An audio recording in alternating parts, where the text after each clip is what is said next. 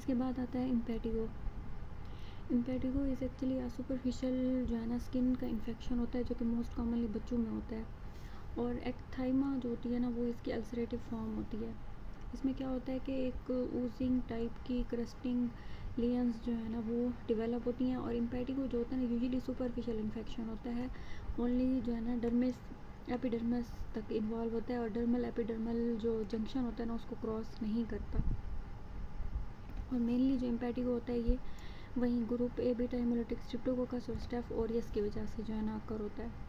अब इसमें वहीं क्या होता है, पुरलेंट डिस्चार्ज होता है, weeping, oozing, honey cluster, draining lesions produce होती हैं। मोस्टली बच्चों के अंदर क्राउडेड प्लेसेस में कॉन्टेजियस होता है, ठीक है। मोस्टली कहाँ होगा, आर्म, लेग और फेस के ऊपर, मैकुलोपोपुलर, लैश, वेजिकल्स, फिर उसके बाद लीयंस, बुल्ला फॉर्म होते हैं, और अल्टीमेटली वहाँ से ऊजिंग जो होती है वो फिर हनी क्लस्टर्ड लेयन की फॉर्म में हो जाती है, ठीक है, कन्वर्ट हो जाती है।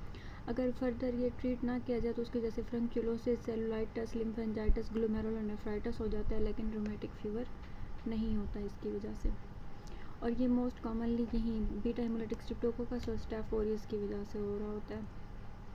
ट्रीटमेंट के अंदर हम मेनली एक तो ये रिटैपाम्यूलिन एंटीबैक्टीरियल जो टॉपिकली, ये बहुत ज़्यादा इफेक्टिव होती है एज़ कम्पेयर टू बेसिट्रेसिन या फिर मिपेरोसिन जो है ना उसकी निस्बत।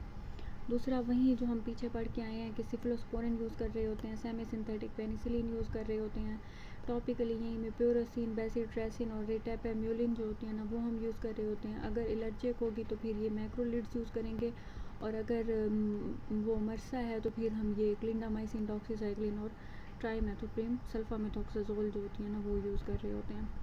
फिर उसके बाद जो नेक्स्ट डिजीज़ आती है वो भी इम्पेडिगो की तरह ही है, उसको हम कह रहे होते हैं एरिसिपेलास, ठीक है। एरिसिपेलास जो होती है ना ये इम्पेडिगो की तरह होती है, लेकिन ये डर्मो एपिडर्मल जंक्शन यानी कि दोनों को इन्वॉल्व कर रही होती है, ठीक है। डर्मस और एपिडर्मस दोनों को इन्वॉल्व कर रही होती है, डीपर होती है एज़ कम्पेयर टू इम्पेडिगो। और ये मेनली जो होती है ना स्ट्रिप्टोकोकल पेओजीन्स की वजह से होती है।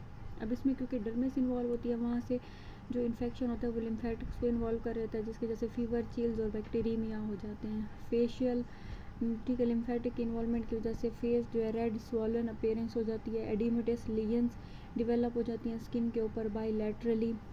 लीयंस जो होती हैं ना वेल डिमार्केटेड होती हैं फ्रॉम सराउंडिंग स्किन, और इसको फिर हमने डिफ्रेंशिएट करना होता है हर्पीस से, या फिर कॉन्टैक्ट डर्माटाइटिस से, या फिर एंजियोन्यूरोटिक एडिमा से।